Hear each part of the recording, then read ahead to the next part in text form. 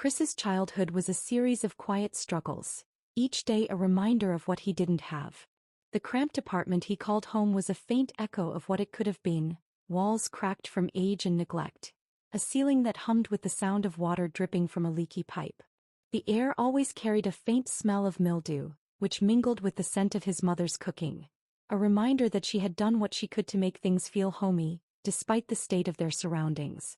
His father, a once hopeful dreamer, had been swallowed up by alcoholism and bitterness, leaving his family to fend for themselves. Chris had always been the quiet one, the observer. His friends ran around with the kind of reckless energy that comes from youth, while he sat back and watched them make the same mistakes that his parents had made. There was no luxury in his life, no promise of a future beyond the grind of working multiple jobs to pay the bills. And yet, despite the weight of it all, Chris had a unique talent. A sharp mind, a gift for understanding systems, for seeing connections others missed. It wasn't enough to get him out of the apartment, but it was enough to keep him going. He worked odd jobs.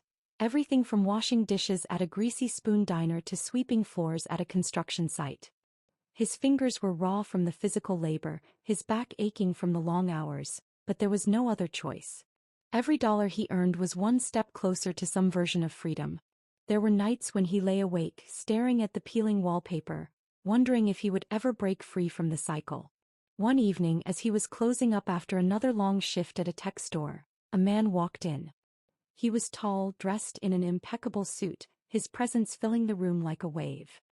He introduced himself as Mr. Gray, and his piercing eyes seemed to study Chris with a kind of interest that felt both invasive and calculating. There was something about the man that felt off, but Chris couldn't place it. "Tell me, Chris," Mr. Gray said, his voice smooth and effortless. "Have you ever considered using your skills for something greater?" Chris had no idea what the man meant, but there was something about his presence that made him feel like this could be the chance he'd been waiting for. He listened as Mr. Gray explained a business venture, something bold and unorthodox. A startup that would change the world. An idea born from technology, innovation, and ruthless ambition. Chris was skeptical at first, but the more Mr. Gray spoke, the more intrigued he became. It was like listening to a blueprint for success, a map to a life Chris had only dreamed of. "Think about it," Mr. Gray continued. "This is your shot, Chris. You have the mind, the talent. All you need is the right opportunity, and that's what I'm offering you." Against his better judgment, Chris agreed to meet with Mr. Gray again. Over the course of several months, he became increasingly involved in the venture. The startup, which Mr. Gray had envisioned as a small, underground operation, began to grow. Chris's unique skills, his ability to solve complex problems, to see patterns in chaos, became invaluable to the company's success. He was no longer just an employee, he was part of something much larger. With each passing day, the company expanded and the wealth began to pour in. Chris's life, which had once been defined by poverty and struggle, began to transform in ways he couldn't have imagined. He moved out of the dilapidated apartment, bought a sleek apartment with a view of the city skyline, and replaced his worn-out clothes with tailored suits. The money came in waves, each wave larger than the last, until he was swimming in luxury. The startup was no longer just a dream. It was a billion-dollar company, and Chris was a co-owner. But with wealth came a new kind of attention. Women who had once ignored him or treated him like a non-entity now sought him out. They came from all walks of life. Some were high-powered businesswomen, others were models and actresses, and still, others were socialites with connections to the elite. They offered him attention, affection, and the kind of validation that he had never received in his youth. At first, it was intoxicating. The validation was like a drug, and Chris reveled in it. He went to parties, mingled with the rich and famous, and found himself in the arms of women who seemed to be everything he had ever wanted. But as the attention grew, so did the complexity of his relationships. The women who pursued him seemed to have one thing in common. They wanted something from him. They wanted his wealth, his status, or simply his connection to the powerful people in his life. Love, it seemed, had become just another commodity. A transaction in a world where the stakes were high and everyone had an agenda. Chris found himself questioning everything. Were these women truly interested in him, or were they simply chasing the image of who he had become? Was there anyone who saw him for who he truly was, the boy from the broken apartment, the man who had fought tooth and nail for every inch of success? Or had he become just another symbol of wealth, Another object to be coveted? The more Chris thought about it, the more he realized that trust had become a luxury, something that was now in short supply. He had built this empire, but in doing so he had unknowingly surrounded himself with people who were more interested in what he could provide than in who he was. The friends he once had, the people who had helped him along the way, had all become distant, replaced by new faces who were quick to flatter him, quick to offer support, but only as long as it suited their needs. Then, as the weight of his success pressed down on him, something changed. A woman named Sophie entered his life.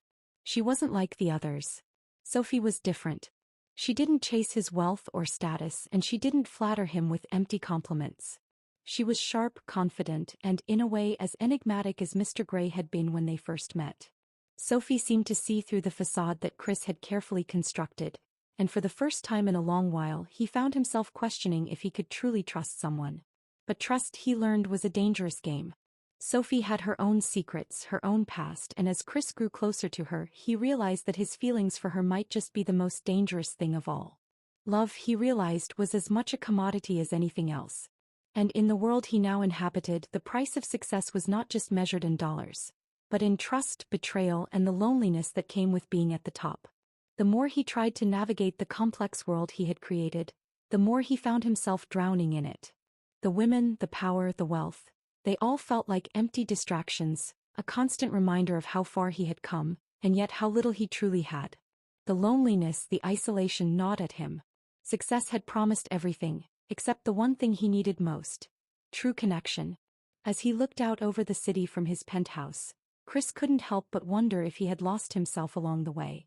Was the man he had become really the man he wanted to be? Or had he sacrificed everything? His identity, his morals, his values, in exchange for a life that was built on nothing more than empty transactions? In the end, the question Chris had to face wasn't whether he could trust others. It was whether he could trust himself. As the days passed, Chris found himself retreating deeper into the solitude that his success had granted him. The glitz and glamour of his newfound life felt like a distant echo, fading into the background as he grappled with the heavy weight of uncertainty. He had built an empire, yes, but it was an empire of mirrors, shiny, reflective surfaces that distorted everything.